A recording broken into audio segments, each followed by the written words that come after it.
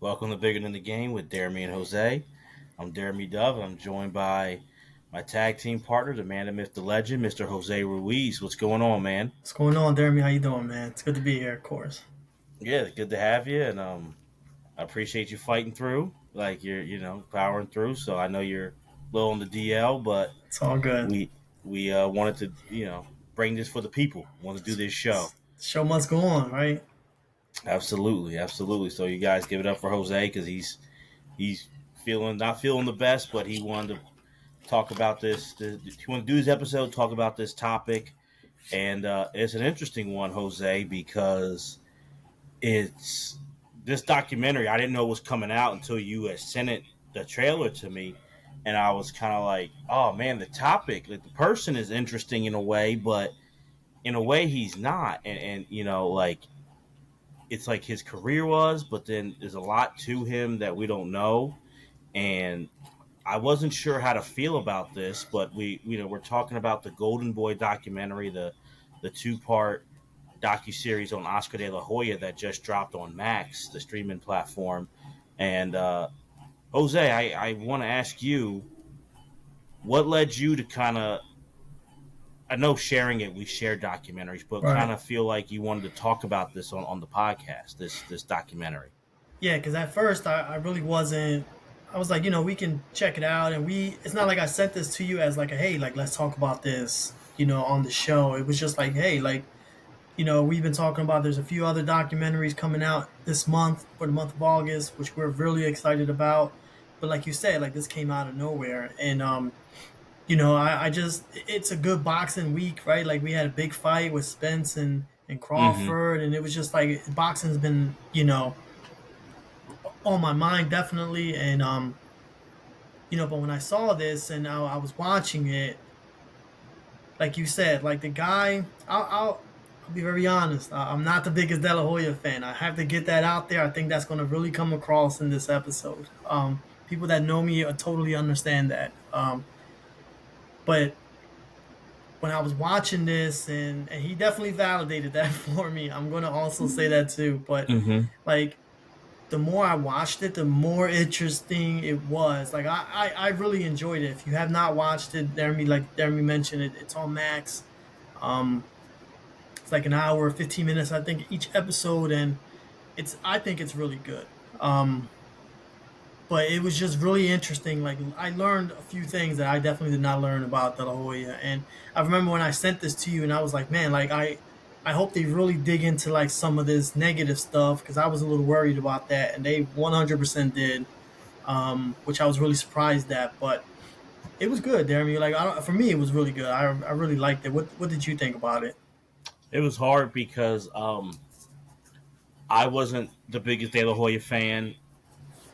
Oh, so this is gonna be fun then. This is gonna be a Yeah, big shit talking did session. you think I was a big fan of him? I don't know. I just always have like when I'm not a fan of somebody, like I think you're always like on the opposite end of that. Not on purpose, but it just normally happens that way.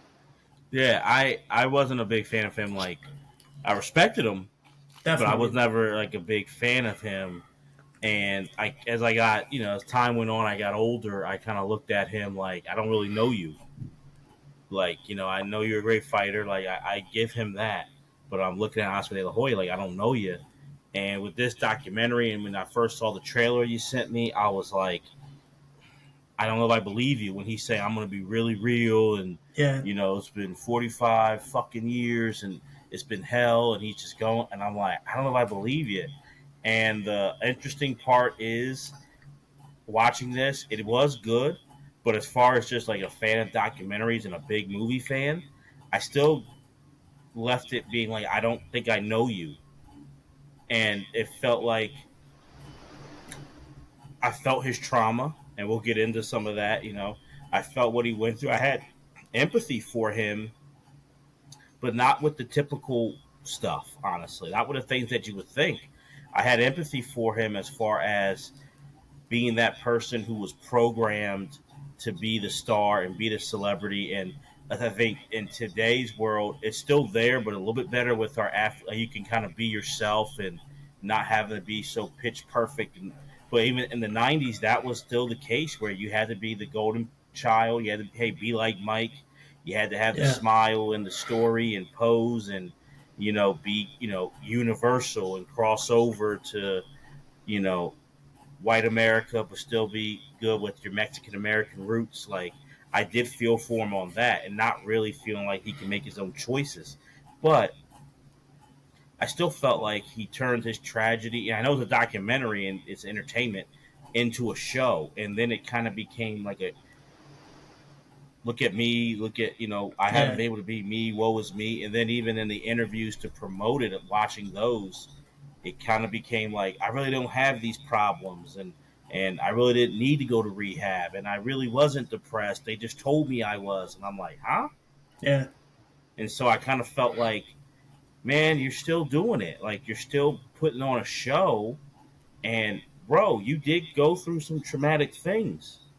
But now I'm just like, what are you doing with it besides like trying? It felt like, I'm not saying he's doing this, Jose, but it kind of felt like, are you just trying to get some spotlight back on you? I don't know what you're doing, Oscar. Yeah, I don't know what this was about. You know what I mean? Like, and I guess we don't need to know that, right? But like, I was watching this and I'm like, what's the angle here? You know what I mean? Like, what is he, like you said, like what is he doing? Like what is he getting out of this? You know, like being so vulnerable. You know, there wasn't too much again because if you haven't watched it, it's pretty much him, which I liked. It was like the black and white. I thought that was cool. Them interviewing him and he's getting into his life story, and then they're just going to clips and things like that. And so when they're interviewing him, there isn't like that statement and then smile, like the fake smile, like he always used to do in his interviews and stuff. There was none of that. I mean, so I guess to him, that's him being like real. I guess I don't know, but you know, he did go through some stuff, man. And again, it goes back to like that old story of like the child actor and all that, like not being able, to live a normal childhood and things like that. Like I mean, at 10 years old, you're running at 4 in the morning. That's tough. You know what I mean? Mm-hmm. Like at 43 years old, I don't want to do that. You know what I mean? Like, and I love to run. Doing it at 10 years old, that had to be really really tough. It's funny, like I've never seen a kid do that. And today was it today? Might have been today. I went out for a run, and this kid, he must have been like 10 years old, was out jogging. And I was like, that's pretty funny to me because again, Yeah, it's I had very. never seen that until I heard him say that. And but I don't know. Like I felt for him, especially early on. Like I really felt for him, and then come find out like a lot of his success early on was based off a lie, man. And when he said that wasn't true, dude, like he lost me again. You know what I'm saying? And Now, for the people who don't know, you're talking about the with his mom, the right, so dying wish. right, I can get into that for sure. Like let's talk about it then. So if you're, I mean, remember again, De La Hoya, he was in the '92 Olympics, Barcelona Olympics, and he won gold medal, and he did it. He had a great performance, and but the story was that prior to his mother passed away from cancer, I believe it Yeah, was, and breast cancer. breast cancer. Yes, thank you. And the story that was made public was that her last wish for him was for him to win a gold medal, right? So he's being asked this question and he's answering it like, yes, I did it for my mom. That was her last wish for me. I'm so happy. And, he goes on this world tour, right? And I mean, he's a gold medal winning champion, right? Like, so, you're going to see these guys on Leno. You're going to see these guys back then, obviously. Like, you're going to see these guys all over the place. But everywhere he's going, that's the first thing they're talking about. He's at the White House, and at that time, George Bush Sr., he was the president, and what is he talking about? That promise that he made to his mother that he was going to bring home a gold medal, and and then when I'm first watching this, that's something I didn't know, right? And I was like, oh wow, like that's inspiring, like that's pretty cool on his part. It's a great story. Even Bob Arum, he didn't even want to promote him, but what really kind of got him at first was he's got this real cool story.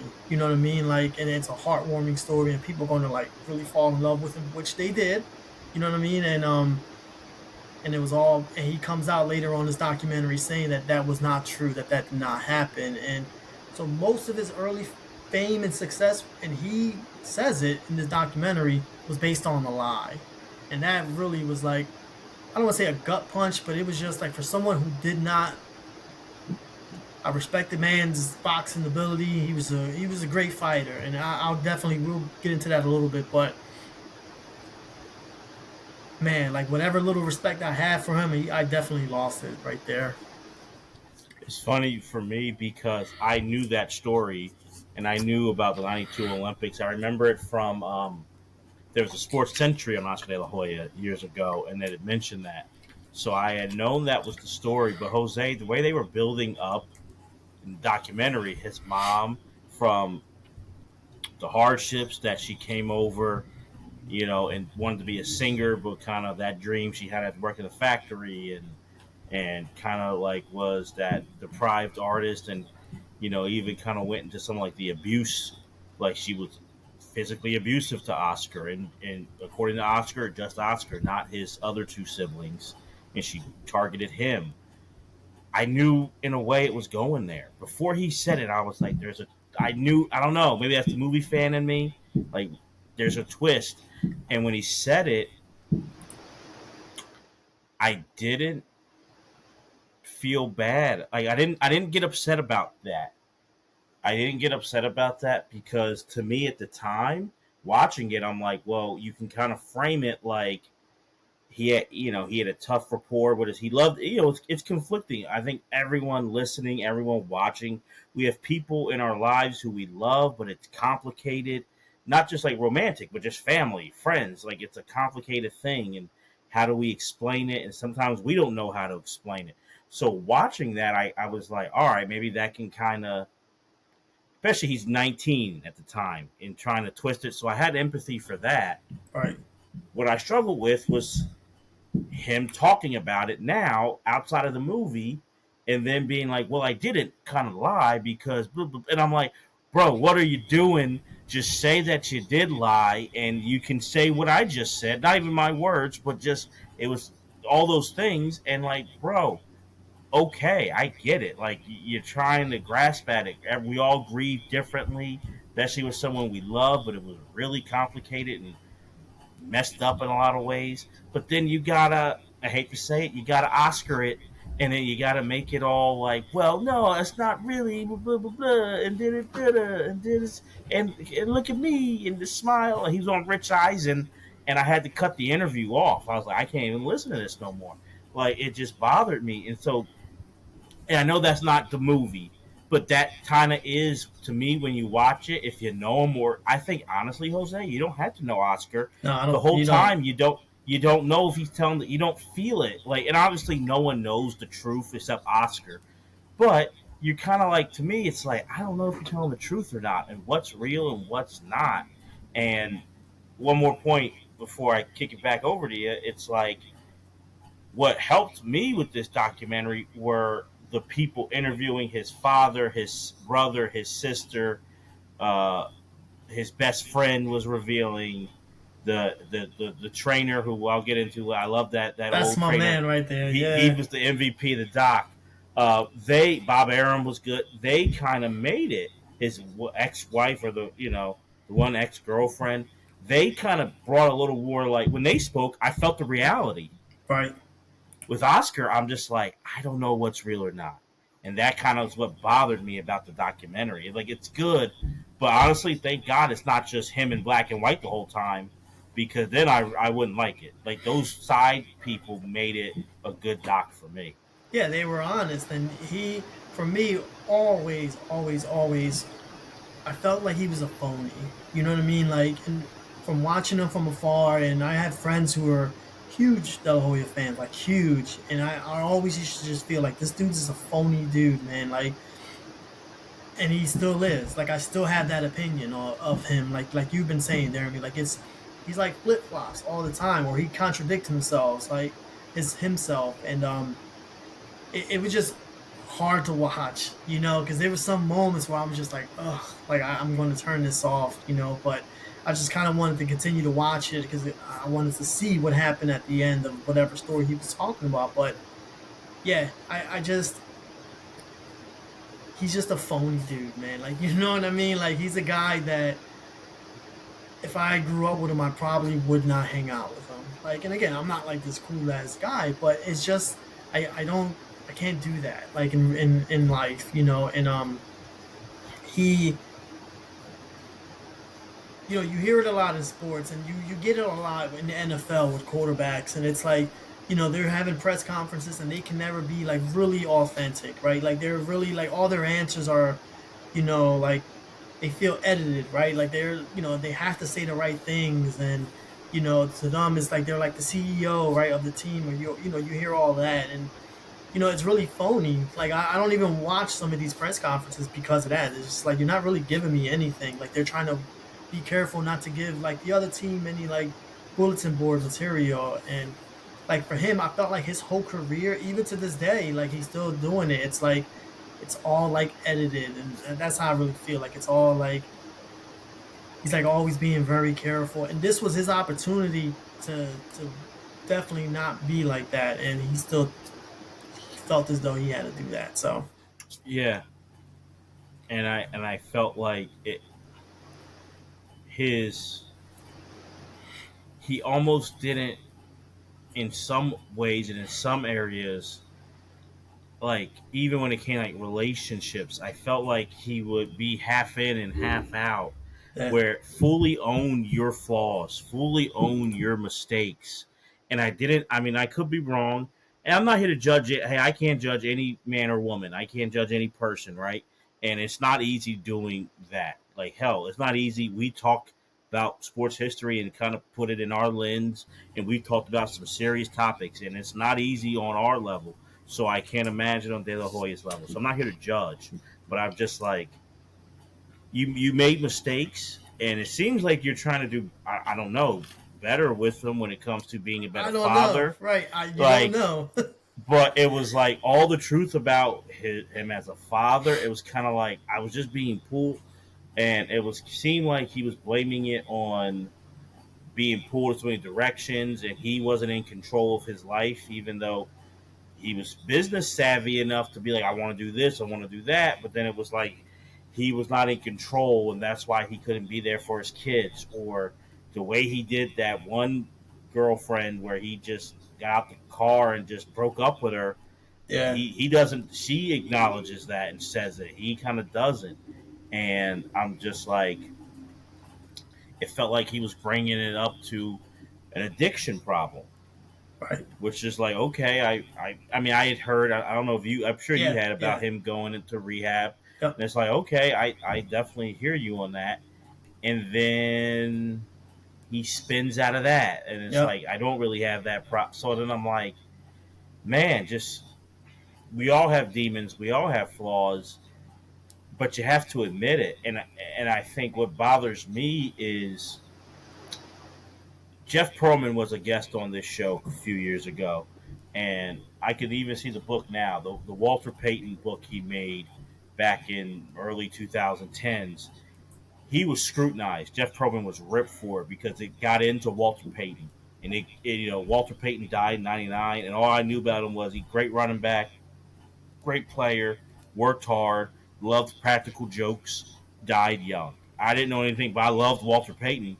And in his book, I was like, oh, a lot of people got upset, especially in Chicago. Like, how dare Yeah. you write that? I appreciate it because guess what? Okay, he wasn't just I know no one's perfect, but he wasn't a perfect guy. You know what? Him playing for 11 years, he that took a toll on him. Like it would any other human being playing in the NFL. He went through depression. He didn't know what to do with himself afterwards. And for me, I appreciate a book like that because guess what?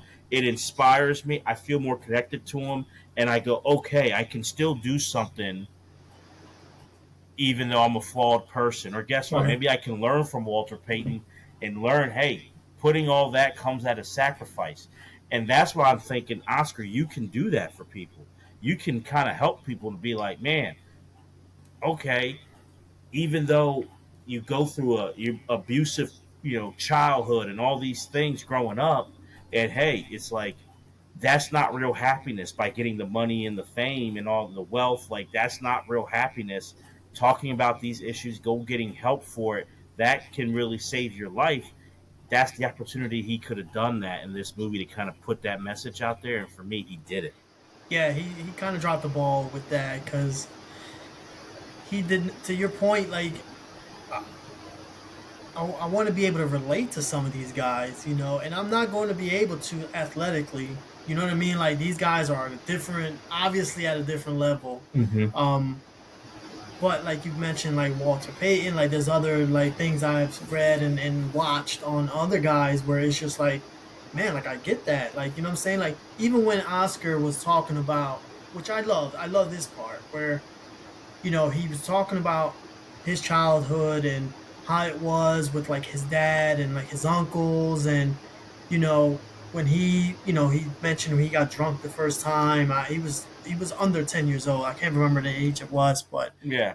I remember, not that I was getting drunk at that time, but I when he was talking about like when he was kind of like reliving that moment, I remember moments like that. Like it almost like I can't say it's like a depiction of all Hispanic families. You know what I mean? Like it's 100% not. But like with my family, it was like that. You know what I mean? Like my aunts or uncles would have parties, and everybody was drinking and having a good time, and the kids would walk by and they were like, "Watch this," and give them a sip of beer. Like you know what I mean? Like I remember that, man, and he did a good job, kind of like taking me personally back to that. That's one part I did like. But again, like you mentioned, like everything that he went through, he kind of went back to like blaming it on something else, and like I felt like throughout this whole movie documentary, he took zero like accountability. Like he might have said like, I was a terrible father or whatever. I don't even think he said it like that, but he definitely has some areas of opportunity in that area of his life, which a lot of men do. But then like he would say that, and then like a couple moments later, kind of like you said, like he would spin it to the point where he would say, "Well, I didn't really know how to do that," when he had a father his whole life. Like you know what I'm saying? Like, and again, like this is tough, like to talk about, right? Because we're getting into his personal life, but in my experience with life, right? Like I always looked at like people who would have a tough upbringing like that, which to me sounded like other than like the father being like obsessive with him boxing and things like that, like that's tough. Like a lot of pressure there. You know what I mean? Like, but like he seemed like he had a strong family, like he had siblings. His father was, like always around in his life. He had male role models to look up to, and like in my experience, like I said in life, like when dudes grow up like that, it's either like you in your mind, like I'm not gonna grow up the same way. Like you make sure you make some changes where it's like I'm gonna be a better father or whatever you want to tell yourself. And he went like the total opposite of that.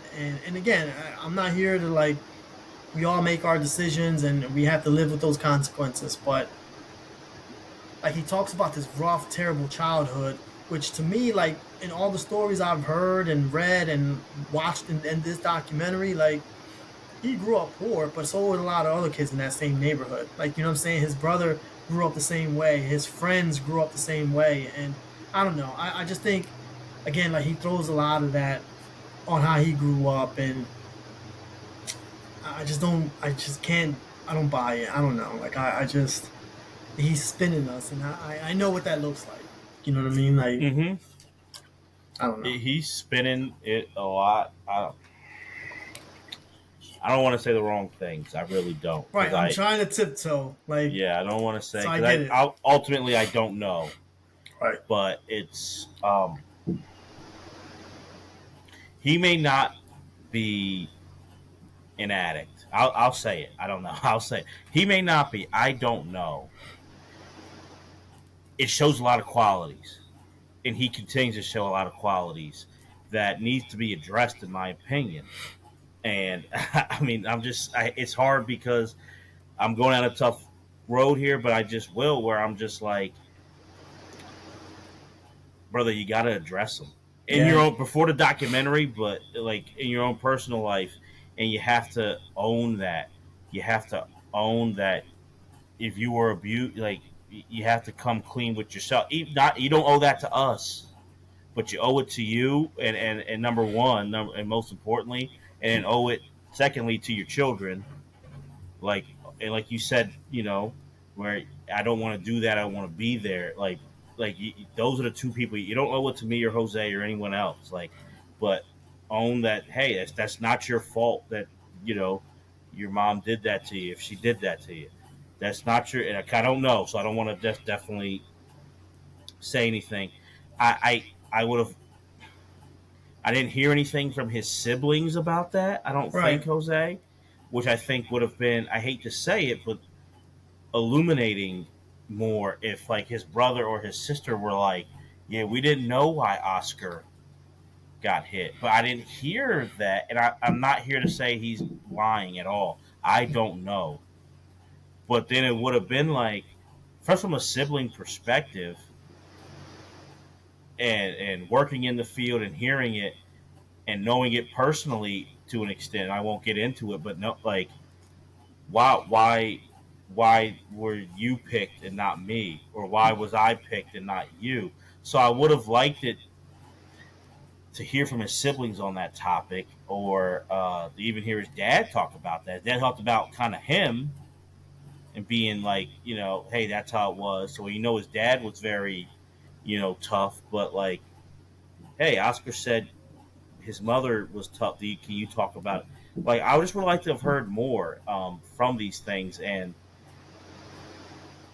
I don't know, Jose. It was disappointing to see, and it was almost like Oscar would talk, and it's like okay, and then cut to somebody else, Yeah. and let me hear the truth, and that's what was disappointing, and it's becoming disappointing in all these. We'll keep it to sports documentaries where the subject has so much power and so much say. It's starting to sour on me a lot. Me too. And that was our concern. I remember we were talking about it. I was like, man, I hope he doesn't have full control of it. Like, we talked about like the Last Dance before and things like that, like where the individual has ultimate say on what's going to be put out there, and then they're not going to make themselves look bad. So it's true. One very telling to everything you're just talking about there. I mean, like one very telling moment for me was when they were interviewing his friend, the guy that's like his business partner now, things like Yeah, that.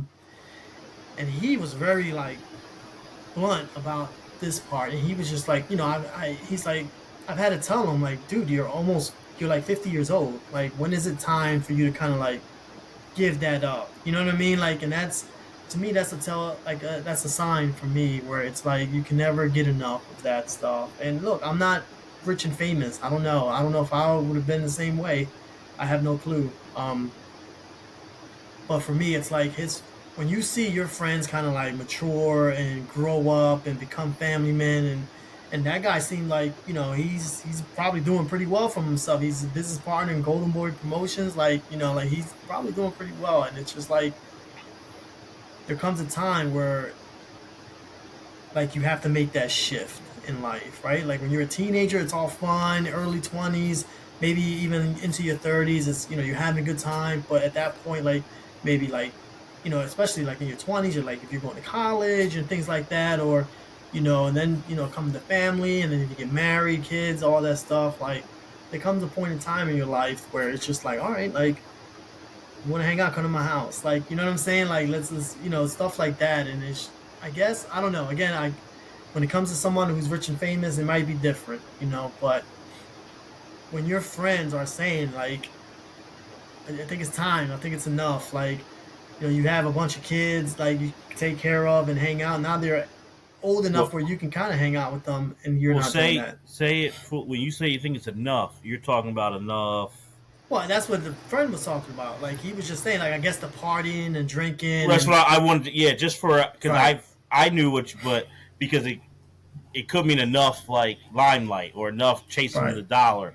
But I just right, want to make right. sure Right. everyone know He like was very specific on that. He was like the yeah drinking, the getting, to doing the drugs, all the women. Like again, like they got into like some sexual assault charges that were put up against him, and yeah. you know what I mean. So he basically to kind of like, if you haven't watched the documentary or now are not going to watch it, it was just like they were talking to his partner about, or his friend about, like those issues and all the stuff, that all the trouble that he was getting into, and he was just saying, I was very frustrated. I'm very frustrated with him, and I told him that he kind of got into everything else. So Which it's I hate to, and I'm glad you said it because I hate to say it. I don't know. I'm not here to diagnose. I don't know, right, but that's you got to be like that's an addictive personality.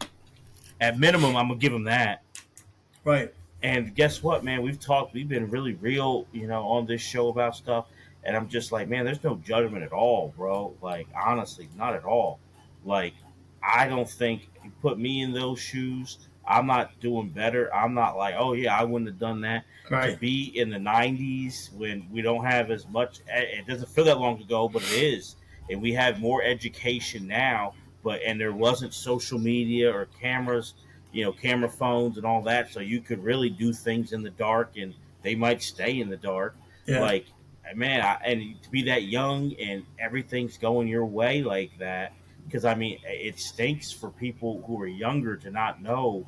But one thing I will give him, and as a boxing fan who loves it, I know you do too. What it brought back was, man, this guy was Mr. Pay Per View for boxing for a long time, and that's yeah, one thing I'll never take away from him is great ability, but the star power he brought. Because you look at '92, that's when Tyson was the star, and he gets convicted. He's going to jail.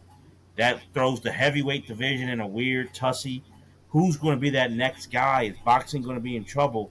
And then you have this golden boy rise up, and he carries the '90s, in my opinion, into the 2000s. He's boxing's biggest star, and it was must. I remember I've watched many of fights with Oscar, from the Whitaker to the Chavez two to the Trinidad fight, which was one of the biggest fights I've ever seen at the yeah, time. He should get a lot of credit for that. He was a big icon for boxing. It was a big carrier of it. And I say all that for everyone listening just to be like, that comes with a lot of pressure today, let alone back in the 90s and you're in your 20s. So I get it, but I'm just disappointed in the fact that I'm watching it and I'm just like, well, when is his brother or his dad or his sister or friend going to hop on so I can get like, oh, okay, that's like a confirmation that right, did happen, or that is he's the part. That's so bad when the woman who you were cheating on your wife with, and she bought clothes for you, like women's clothing, and you tried them on and everything. Um, that I believe her. right. Like I don't believe him, and I don't know what he. It's gonna sound bad, but I don't know what to say, Jose. If you say your thing was you were so blacked out you don't remember, that's a problem. Like that just is. Like I don't know how. Like not that I'm not judging him on wearing women's clothing, but I'm talking about you have a problem then if you don't remember it and then multiple times you're not remembering it according to you or according to the story, you got a problem, man. I'll say this to that, right? Because I definitely want to talk about his boxing career a little bit, just to touch on it like you did. But I don't think normal people, and I'm not calling him abnormal, Mm-hmm. but when I mean normal, I mean when it comes to like how you drink and things like that, like that happens to a lot of people. You know what I'm saying? Like that, like you drink and you drink so much that the next day you don't even know what happened, and there's a bunch of pictures of you, in women's clothing and things like that, and you have no supposedly no recollection of it. And I believe him, you know what I mean? And I think a person who drinks normally, I'll kind of say it like that, stuff like that doesn't happen to you.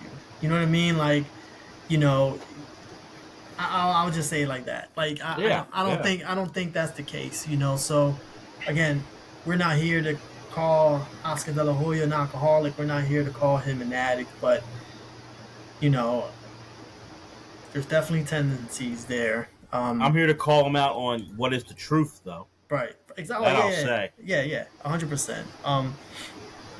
So yeah, like that's and I'm surprised they even touched on that. But I guess they kind of well they did have a choice, but it's just and even that he was lying about that. You know what I mean? Like and you know how they came out and they were saying it was photoshopped and all that, and a bunch of people believed him, and it comes out later on that it was not, and he admits to it and talks about it in the documentary. And, like it's just this dude is just constantly like just he lies a lot about like major things in his life. You know what I mean? And I get it. Like and I can almost feel like the concern when he was talking about it. Like it was just like, oh, I gotta, they offered or they were asking for $1 million and they can make the photos go away. And he was like immediately like, we gotta make this stuff go away. Like, you know what I'm saying? Like, and he was like, I was thinking about my kids.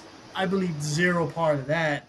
You know what I mean? Like zero part of that. Yeah, yeah. Um, it was all about the image and and the brand. And look, to a certain extent, I get that. Like I would 100% worry about that if I was him. But as soon as I was worrying about my kids the next day. Get the hell out of here, man! You never worry about that. That's the last thing you supposedly worry about. So, I'll say that to that point.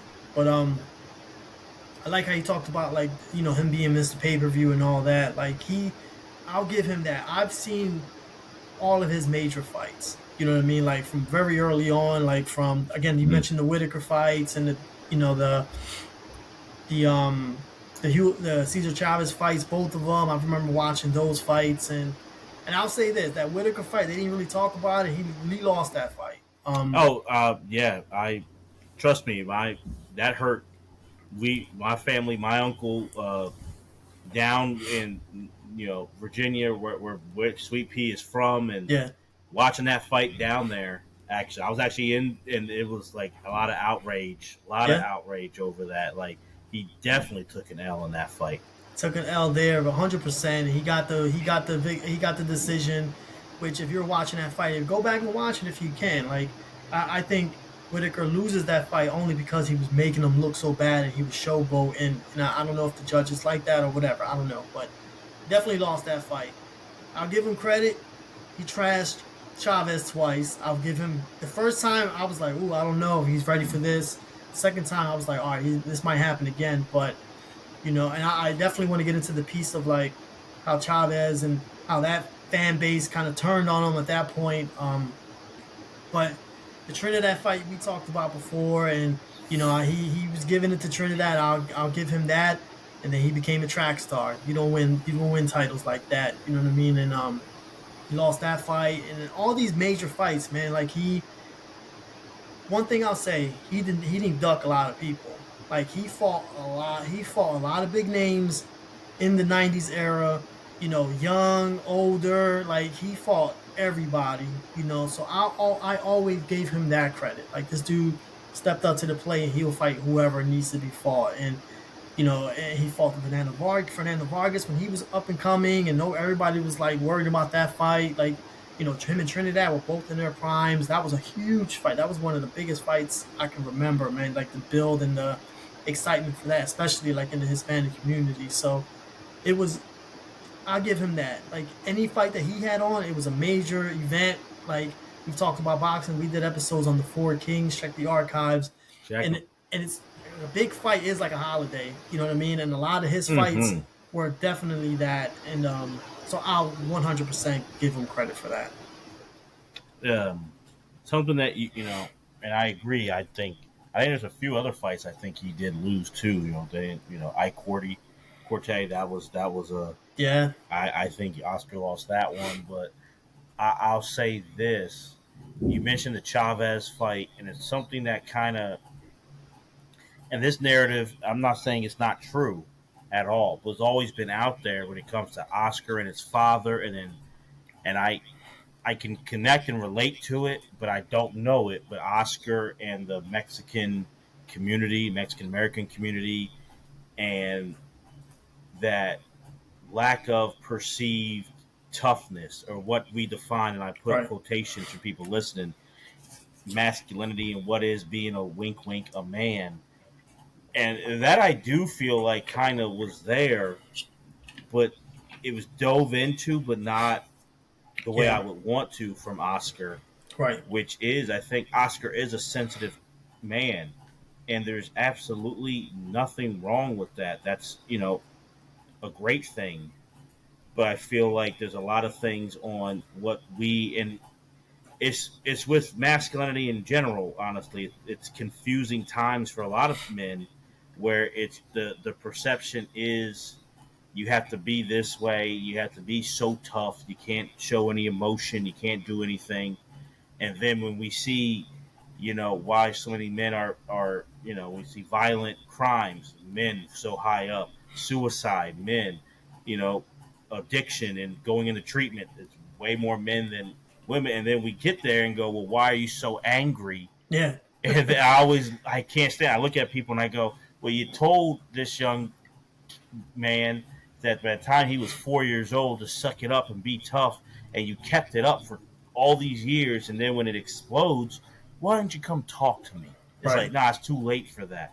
And I say all that just to be like, I look at the Chavez fight, and I look at honestly what got me, Jose, was when he talked about Bernard Hopkins and Bernard beating him in the ring, and Bernard was too big for him, too Yeah. strong. Yeah. But then wanting him to partner up in his promotion, and then him being like, I wish I was more like him, where he says what's on his mind. He's authentically himself. He doesn't care. I want to be more like him. I wish they would have dove more into the Oscar Bernard relationship, but also, well, why are you striving to be like Bernard? Be comfortable with who you are. Right. Bernard is Bernard. You know what I mean? Like, who's the best version of Oscar? And I wish the movie and Oscar would dive into that more. Yeah, it almost reminded me of The Last Dance when Jordan was talking about Charles Barkley, and he was just like, "Man, like I wish I can do what he does." You know what I mean? And just like say whatever's on his mind and things like that. And you know, why not do that then? You know what I mean? Like unless you're protecting something, and which these both of those guys, and I'm not comparing De La Hoya to Jordan, but in a sense I am, where for them is the brand first. You know what I mean? The brand, the name. Like you got to protect that before you get into anything else. You know what I'm saying? And again, both men were very successful. So is that a wrong way to look at it? I don't know, but you can be highly successful and just be super depressed and sad. And I'm not saying they were any of that, but if you can't be yourself, that's got to be not a fun way to live. You know, and it just seemed like De La Hoya was that. Like he couldn't really be himself, and when he was himself, he gets caught in, it's a whole shitstorm. So, but it's an interesting thing, like you talked about like the masculinity and how he was perceived. Because I'll be honest, as a younger guy, like I looked at him that way. Like I looked at him like he was soft, and I was totally like obviously wrong for that, but because you're so, especially in this sport where you're so used to seeing guys like get the shit kicked out of them and just keep coming and keep getting up. And you look at Chavez, and he was definitely somebody like that. And so when you see a guy who's like really well spoken and looks good, right? Like the women are all, they love him. And they definitely did a good job on talking about that in this documentary. But like he was so different from what I was used to watching boxing. You know what I mean? Like you said, it had to be all about machismo and I'm the toughest guy in the world. And with him, it was different, man. Like it was all about like his image and how he looked out of the ring, and that was just as important as like what it was in the ring. So I think I like that they touched on that, and I did feel for him, especially at the time where when he was fighting Chavez and he lost a lot of fans then, you know what I mean? Because when he was young and, winning the gold medal and turning pro, he had that community backing him. You know what I mean? Like he was the East Los Angeles kid. They all loved him. But I feel like that's when everything shifted, was that Chavez fight when he was, he was saying how he was proud to be Mexican, but he was also proud to be born in the United States. I get that 100%. But a lot of these diehard fans are not going to go with that. And Chavez was the total opposite of that. And he was more of like, the prideful like Mexican fighter, and didn't speak any English. Like, you know what I'm saying? Like, it was like those hardcore fans kind of gravitated more to Chavez, and they were just like, this dude is I don't want to call him. He wasn't an Uncle Tom or nothing, but it was kind of in that same Well, like let me reference. ask you though, if Oscar didn't make that comment, and if he just, is there any way There was that no he avoiding was that. There was no right? That avoiding that he for him. okay? So because to me, I think there's no way who Chavez was, and at that point in '94 in the early mid '90s, Chavez had built up so much clout.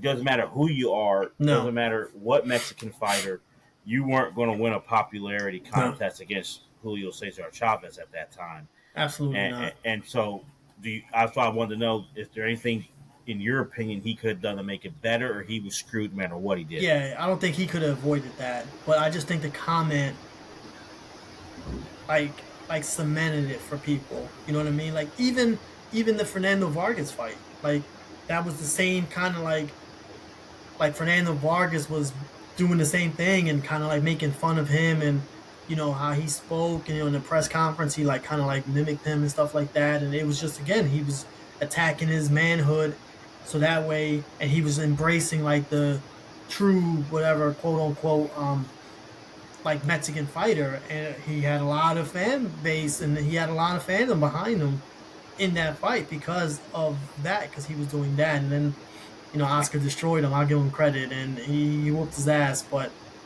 even after whooping his ass, even after whooping Chavez's ass twice, it didn't even change anything for him when it comes to that, for that fan base.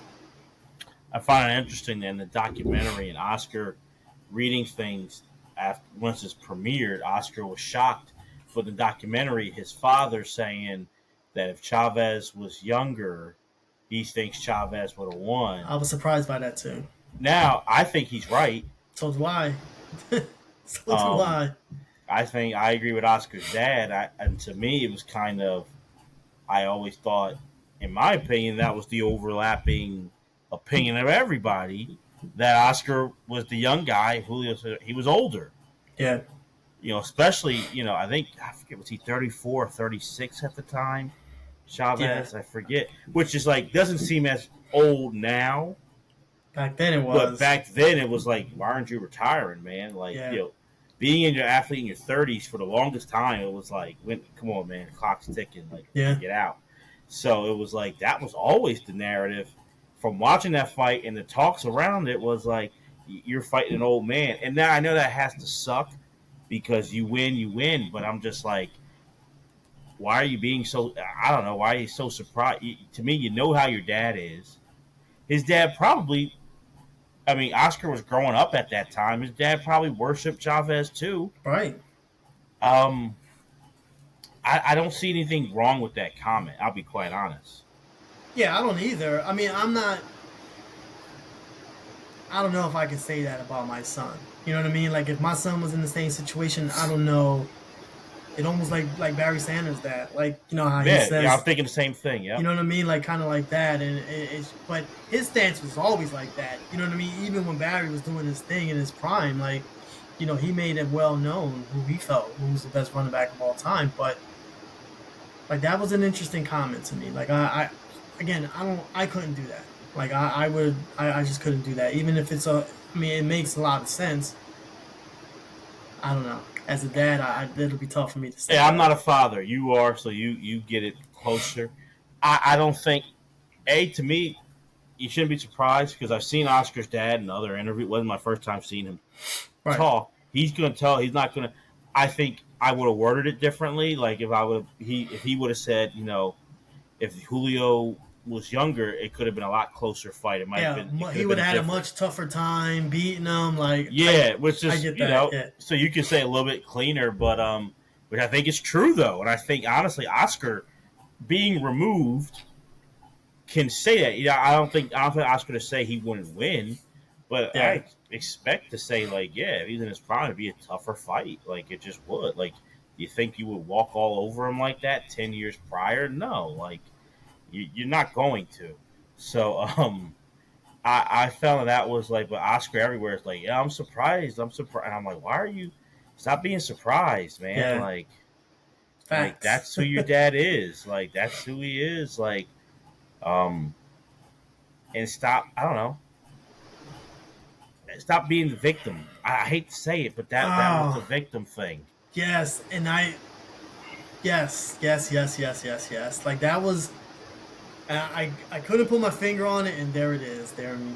That's why I love doing the show with you, man. Like this whole movie, this whole documentary, he was the victim with everything. You know what I mean? With the childhood, he was just woe is me. Like this is the worst childhood of all time. Which whatever. Like whatever. During his career, like anything that happened with his kids, like it was like, oh my god, like I was a terrible father, da da da da. But like, you know what I'm saying? Like, and it was just, if you had this life, you would act the way I did too. And with women and like his wives and all of that, it was never his fault. He literally, and I believed her for whatever reason, but he literally, like, for those who haven't seen the documentary yet, it's like tells his fiance at the time, maybe like were they married? Those I think they two, were. I think they were just engaged. right? Yeah, tells his fiance, "Don't worry about it. Stay home. I'm going to go to New York. I'm going to go to this award show. You stay home. Pick out some stuff for the house." Like he's telling her to do all that. She's watching this award show, and they're like announcing like Oscar De La Hoya is coming up next on the red carpet, and he walks up with some girl, and it's just like that's grimy stuff right there, man. You know what I'm Let's saying? low Like down, that. dirty dog. Yeah, that's grimy stuff, and I don't know. Like it's just, and then he's saying it. Oh, I don't know why she's saying that we weren't together, and she was like, "No, we were together 1,000%." And for whatever reason, don't ask me why, I believed her 1,000% because the dude Yeah, was just full of shit. Like, and I agree, man. And I think even hearing him like reading up, like get ready for the show after, we worked together, but the timelines were really close. yeah, And to me, when you say that, I call bull. Unless you can, because I don't know, man. Not saying like there's levels to people who can lie and manipulate, and there's some who are really, really good.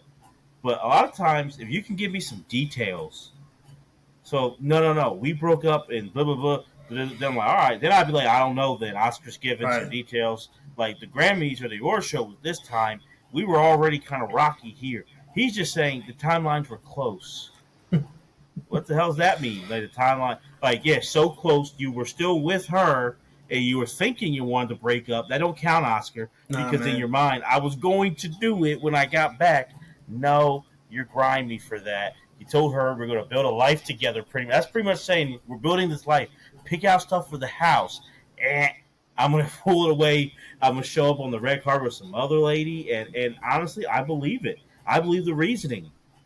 I'm not saying he So did do not I. love the his person who he did wind up marrying. I believe it was a PR stunt to connect back and with the Hispanic community, and you need to be with a Hispanic wife, and you're already losing that Yep. community.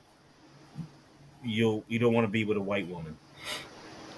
Plus, she was bad as shit. Like I'll give him that too. Like, but yeah, I 100% believe that's the case because again, it's all about the brand. What are you putting out Which is there? even grimier. Right. I know. It's just, and look, I'm not.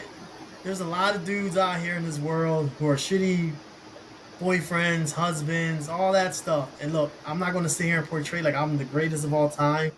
Me neither. Maybe Shannon will disagree with that, but I'll say this: like, I'm again, like you said it very early on. We're not here to judge a man, but man, like that was tough to see, man. I felt bad for her to even come on this documentary and even talk about that, and it was tough. And I give her a lot of credit. And like you said, like she was more authentic, and you could like feel like she was telling the truth way more than what he was doing. And there was a lot of gray area with him when it came to this stuff, and I just that part I just like real cringy for me. it it really was as well for me, and I don't know, Jose. It just kind of goes something that stuck out to me. I was going to save it, but we both kind of, and for everyone listening and watching this, we haven't really discussed how we felt about it Oh, beforehand. But I feel like we both love that train, and I'm butchering. I forget what his nickname was, but the that professor. yeah, professor, like who came on and really helped get him ready to beat Chavez. He was a great talking head in the documentary, but what was the big thing for me? It was that he was a well-rounded person. He was very intelligent, and not saying Yes. Oscar's very intelligent Yeah. too, but this guy was great. He was challenging Oscar's thinking, not as just as a boxer, but as a human, and talking about different philosophies and talking at making Oscar think, well, who are you? Which the way it seemed, no one had done. That was the first time really in Oscar's life. And he admitted it. Like, Mm-hmm. so to your point. But now you're a grown man. Oscar's grown. He's in his 20s. This guy, okay, you have your trainer, and he's really the guy. The professor's really training you, but you're putting him to the side. I got problems with that, but okay. Yeah. But you have a choice. If you feel and you know, okay, your dad's getting jealous, the other trainer's getting jealous, but this guy's making you better. He's making you better, not only as a fighter, but most importantly, as a human being, as a man. And you make that choice to let him go because he was coming in and making you think. I'm looking at you, Oscar. I'm looking at you, especially for what we got in this movie of anyone who showed me a way, who gave me that kind of attention as a person. Like he mentioned, the one teacher who let him he loved to draw and To do his draw. art, Yeah. and he connected with him. So then, if you're bonding with this, and the professor seemed like he really did care about Oscar, Yeah. and that was what was revealing to me. It was like he knew Oscar not as a boxer, but as a person, and that he needed some guidance to think, and he had a lot of people doing the thinking for Oscar. Oscar wasn't thinking for himself. And that was illuminating to me, which is that guess what? We all have to look at the person in the mirror. When we get people in our life, whether they're it's romantic, whether it's a business partner, a worker, a teacher, the parent, the sibling, the friend, who they care and they're going to challenge you. And it might be uncomfortable, but they're going to challenge you. We all have that gut decision at go time where, hey, am I going to sit here and I don't like hearing it, but this person's right and they're pushing me to be better, or I'm going to go the other way and take the easy route and go with people who are going to tell me what I want to hear, and I don't have to deal with that. That was the crossroad for me, Jose, watching this. Yep. You went away from that guy who I wonder what Oscar's career, most importantly his life, would be if he kept him around. You went down the other road and had these other people. So stop blaming others when you had that choice and you made that decision. Yeah. No, that's. I don't even know what to add to that, but because I think you're spot on there. I mean, with that assessment, like that, that gentleman had him, like he was challenging him physically and challenging him mentally, and Oscar, like I said, admittedly was like, that's where I was at the best of my career.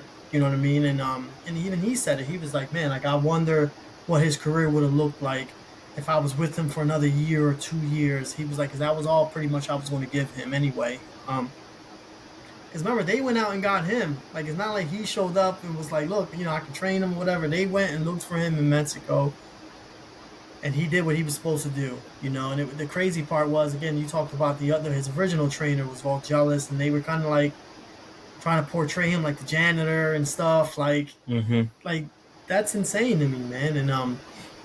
But when you're again, you're spot on. Like he had that decision, and he chose the easier way. You know what I mean? Like the easier way, meaning like in his life where he knew if he would have stayed with the same trainer that it was his dad's friend from work, like he would be able to tell him what he wanted to do. You know what I'm saying? Like this other older gentleman, the professor, he was not going to be able to do that. His dad wanted to feel comfortable. So he wanted to me, it was like he wanted to make his dad feel good. You know what I'm saying? Like, because his dad was not, because the professor guy was like an atheist, and his dad is like very religious, and it seemed like his dad had more of the issue with them, and so De La Hoya had to do something Right. about that. And that's a shame. Because again, like as a dad, if I'm seeing this man is like making my son a better individual, like I'm going to Mm-hmm. take a step back at this point where, like, let them do what he has to do. You know what I'm saying? Like, and I just think it always goes back to like their relationship. And one thing that Oscar said, which I can understand, and I relate to this a lot. It's like, because to me, it's like when you don't get that at home, like that father figure, quote unquote. I don't know if his dad was or not, but when you get that somewhere else, you cling on to that shit. And he said that he was like, man, I always when a male, like an older male or like whoever like showed me attention, or like that they actually cared about me, like I hung on to that. And I get that, man. Like I 100% get that. Like my dad was kind of like De La Hoya's dad in a way, hard worker.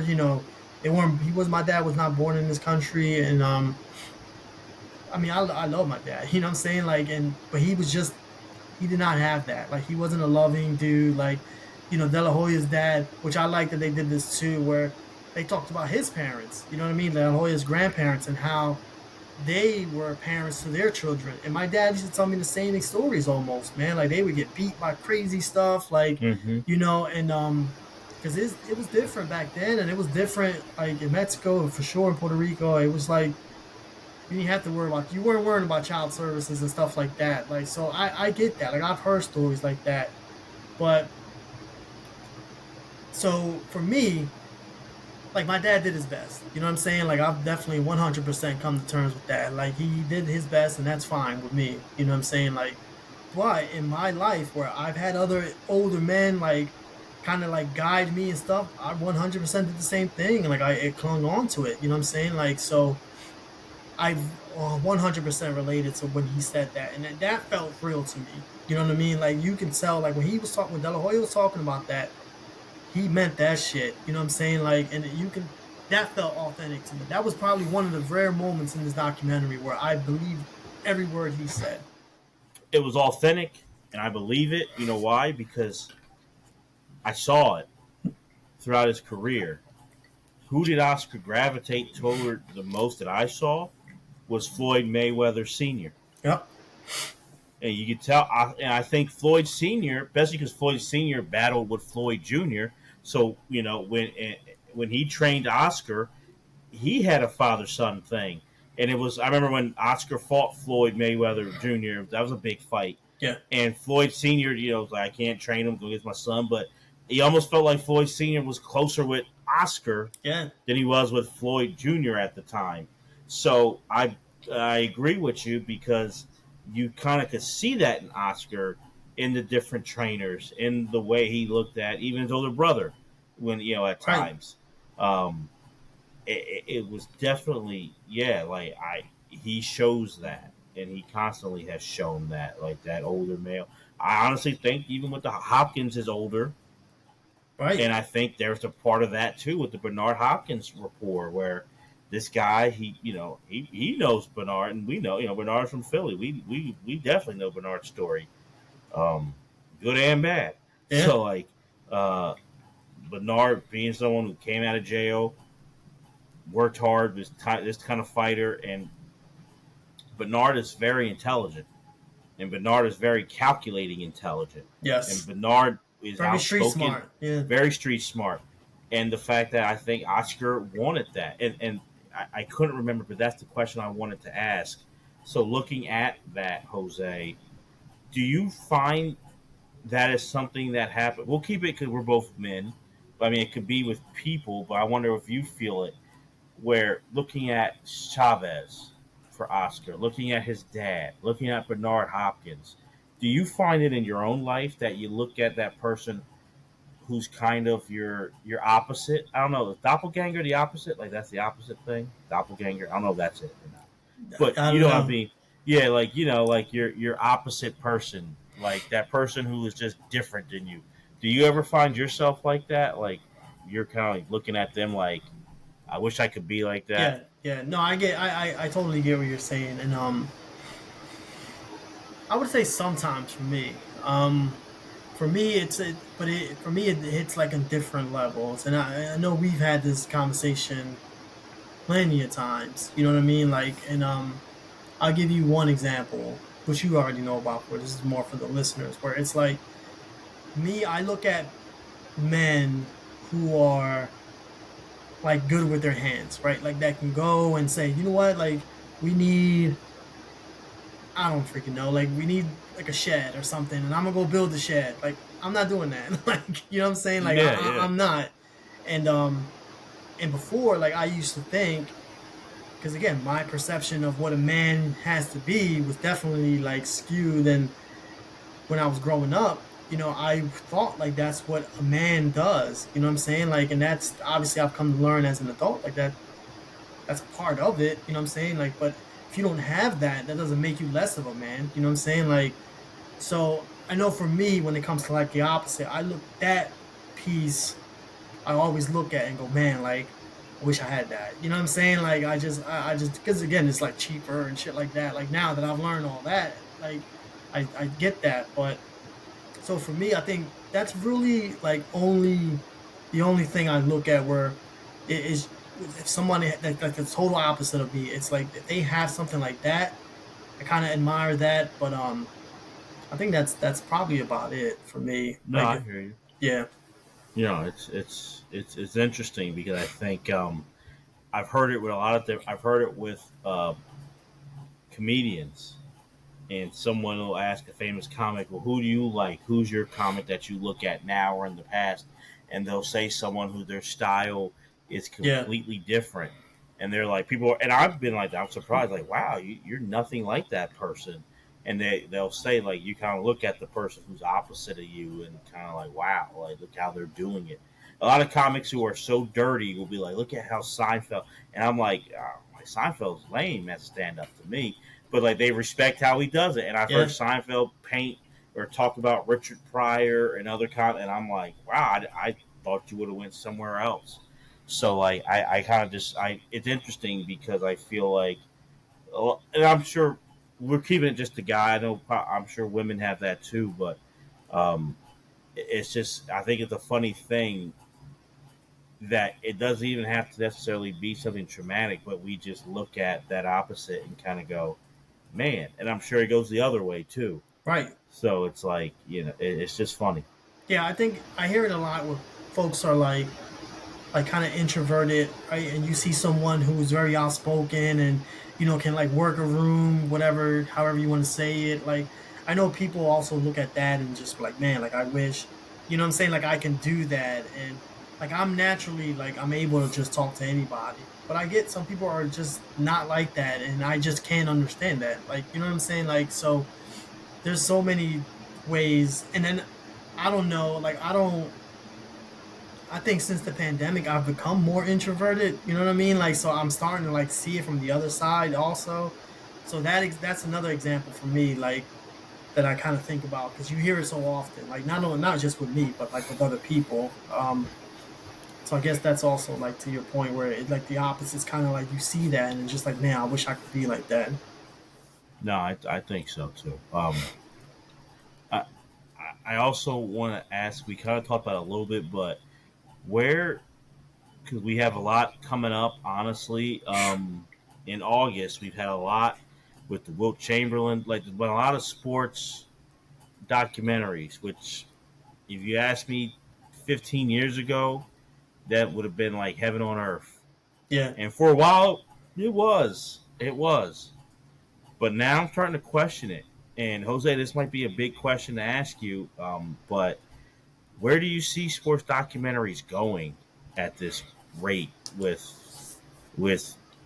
the from I don't some people call it the last dance syndrome. yeah. I feel like I don't maybe that height kicked it into high. I feel like it was starting before then, but like the last dance effect where it's the the subject has that creative control. Where do you see us going?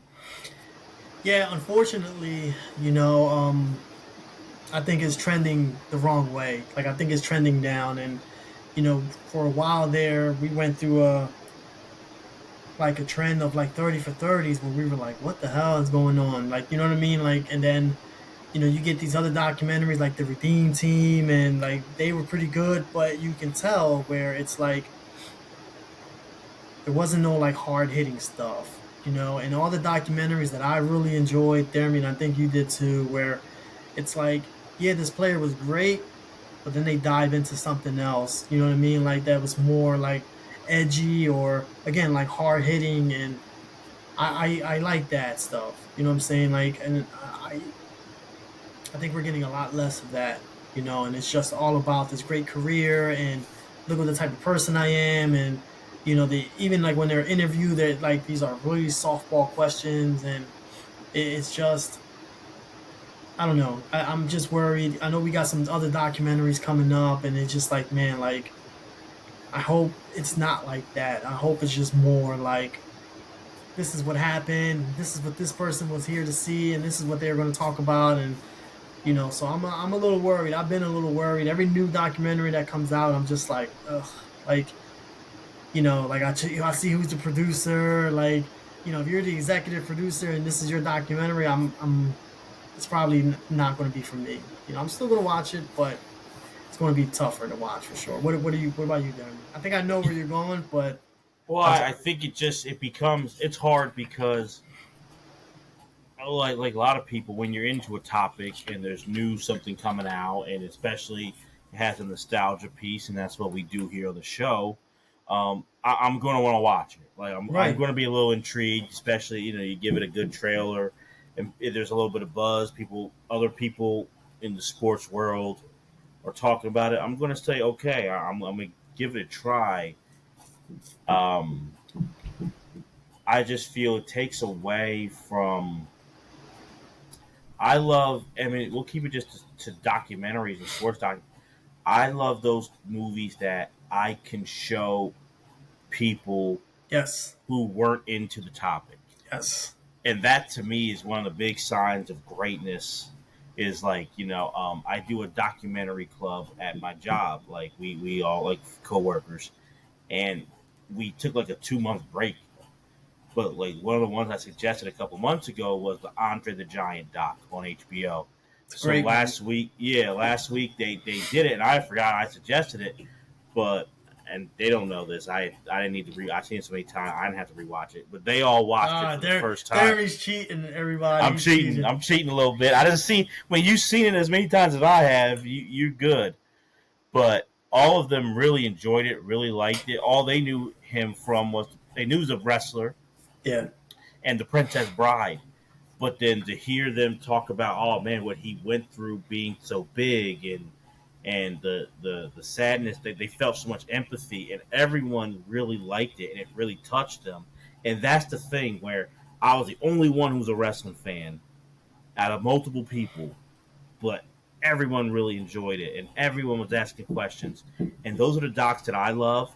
And I can be honest, whether it's Redeem Team like you mentioned, this one, I'm only talking to sports fans about it. Right. I would not suggest this to someone who didn't love boxing or doesn't remember the '90s and Oscar De La Hoya. I wouldn't put this on.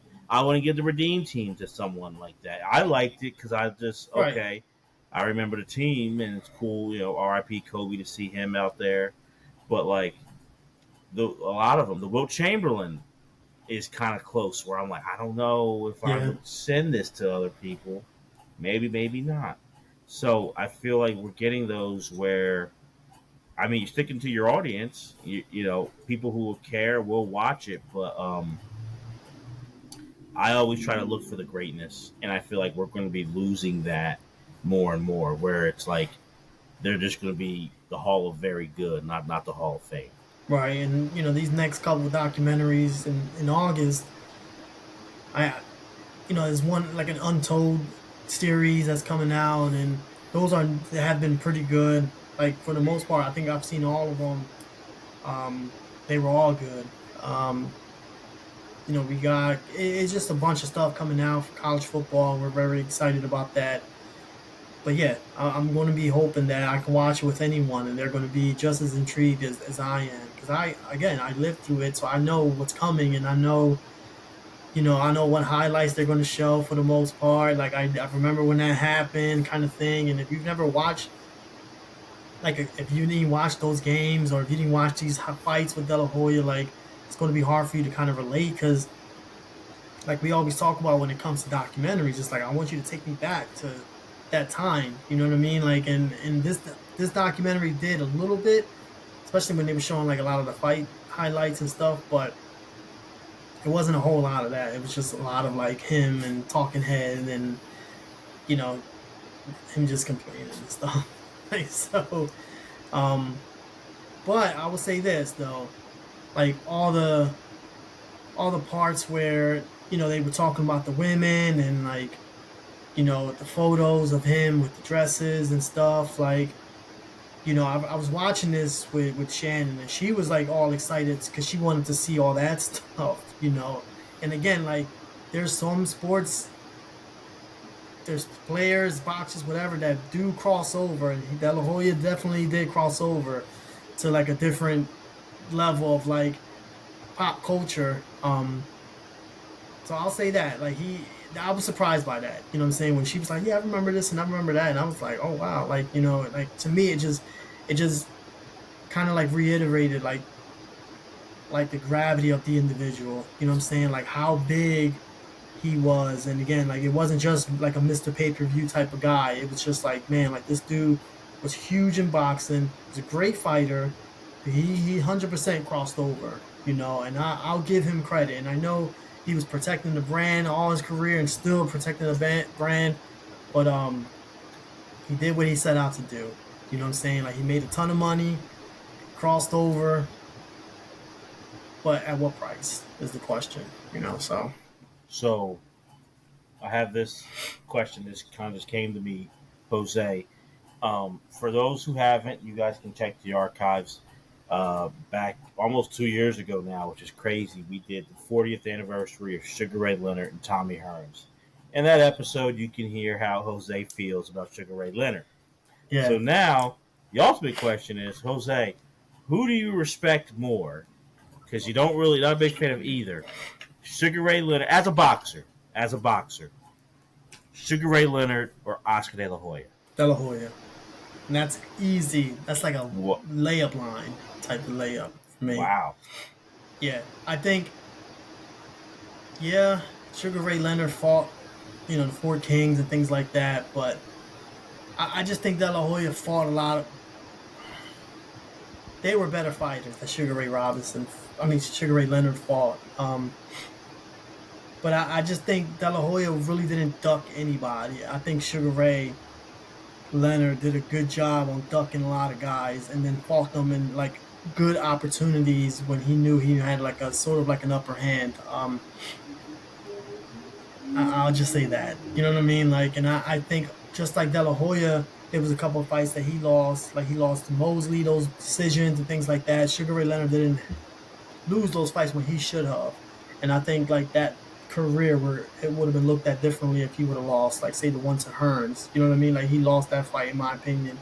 And he got that decision. Or, like some of those other fights where, he fights Duran. And again, I talked about it in that episode, like he fights Duran immediately because he knew like Duran was like out of shape and doing all this stuff. Like I didn't get a lot of that from De La Hoya. I got more of like, I want to fight this guy in his prime, and I respect that. That's one thing again I respect about De La Hoya. He didn't duck anybody. He fought all the biggest names.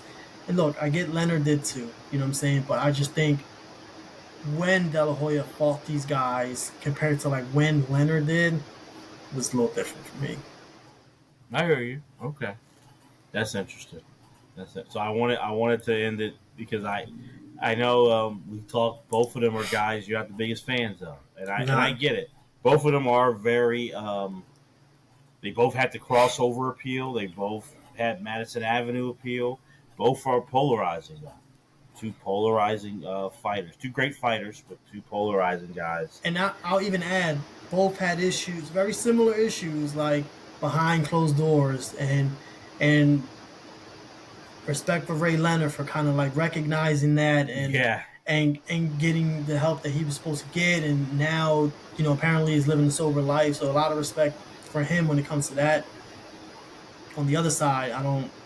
I'm hoping one day De La Hoya sees that same that same light. which is why I asked you. I said it as a boxer because for me, Yeah, as a yeah, as a guy, it's Ray Leonard yeah. post their careers. I I don't believe Ray. I think Ray is telling the truth now. He'll right, say, right, I was conniving Marvin Hagler, which you don't love to hear, but I can give you credit. Like, hey, you were smart enough to do it and right. pull it off, or this and that, and all these things. I can feel more for Ray than I can Oscar. So that's why I kept it to boxing. So Yeah, I agree. I agree. What would you say your letter grade? We'll end it on this. Your letter grade for the Golden Boy. I'll give it a B. You know, a B. I enjoyed it. Again, it kind of took me back to the time in my life where boxing was amazing and I was loving it, and I was all into that part of it. Again, I just felt like there was a lot of like gray area. I was like trying to figure out with this documentary, but I give it a B. Yeah, I liked it. I watched it twice, both episodes. So no, I liked it. What about you, Deremy? I'll give a B minus. Only I think the episode. I think what kicked it up because I'm trying to not be biased. Where of course you're talking about when I fell in love with the sport. It Right. kind of coincides with Oscar's rise, Yep. and being a kid and begging my dad, "Can you help me stay up late?" And some of those Oscars, those first fights where I was like, "I'm gonna watch the fight," and learning about like the prelims, and I'm like, "When is this fight coming on?" Like, Yeah. like Yeah. now but I'm like, I thought he was gonna fight like I said 8 o'clock on the show on the commercial. Now Nah, man. It's 11 o'clock. 11:30. Yeah, Yeah. I'm falling asleep. Like, when you're a kid in grade school. Yeah. So it took me back there, but to take that bias out, I think what helps is it make it like the talking heads save it, and then the talking heads really kind of bringing more, in my opinion, of the truth about his personal life. If they weren't, which I guess he can give him and the producers credit to let them have some time to talk. Say they cut their time short, it'd be a bad movie in my Yeah. Oh, opinion. absolutely. Like Absolutely. because he wasn't giving me, he gave a few lines. He wasn't giving me anything. The people around were the ones who kind of told a story, and like we've been saying all along, until someone proves it wrong, I believe them over him. So, what's bad is I think it's very obvious them versus him. The way he's selling it is almost like that's how it's just so weird. It's like, Yeah. bro, it's like you might be cool now, but they're talking about how difficult you were. And he's just like, it's my life and all these things and all this stuff. So I'm just like, what? Like, it is hell. So I'm just like, I don't understand. Like, what's your, Yeah. like, It's two different it's just weird. angles. Yeah. Yeah. But he's portraying it like they're all talking about how my life was hell. And I'm like, a little bit, but no, they're kind of talking about like you made their life hell a lot of Yeah. times. like that's what I'm getting from it. Like, so and that's just what makes it weird. It's like this is your movie, bro. Did you watch it? Yeah. Like, like, I like and for someone who's like, again, like so, he's got his own promotion company, a successful one. very. Yeah, like for him, it's just like he's not on the same page with everyone. You know what I No, mean? Like, and that was surprising to me. no. So, I think we definitely will in the future because a lot of fights that I haven't seen in a little bit that Oh yeah. for De La Hoya. So I think in the future for sure we'll do some rewatches of some classic De La Hoya fights. Um, for those listening, please tell us what you thought on our. You can hit us up on Twitter, Instagram at Bigger Game Pod. Tell us what you think about the Golden Boy documentary, and also just as important, Oscar the fighter and the guy. And you can disagree with us, agree with us, however you feel. And we'd love to hear your suggestions also on what fights you would love us to break down on the show that De La Hoya had, whether it's a Whitaker, a Chavez, the Trinidad fight, Mosley, so on and so forth. We can definitely break down some classic Oscar fights. But Jose, this was fun, my man. It's fun doing this with you. Hell yeah, this was fun, man. I couldn't wait to do this one, and August is going to be a lot of fun. I feel like we got football coming, everybody. So we got some college football stuff coming, man, on the show, and then obviously, at the after August, we got NFL season coming along, man. We're going to definitely talk about a lot of that stuff. So we're looking forward to the next couple of weeks and what we got in store. So for the champ, the man, the myth, the legend, Mr. Jose Ruiz, I'm Deremy Dove. Thank you guys for listening to Bigger Than the Peace. Game with Deremy and Jose. Take care.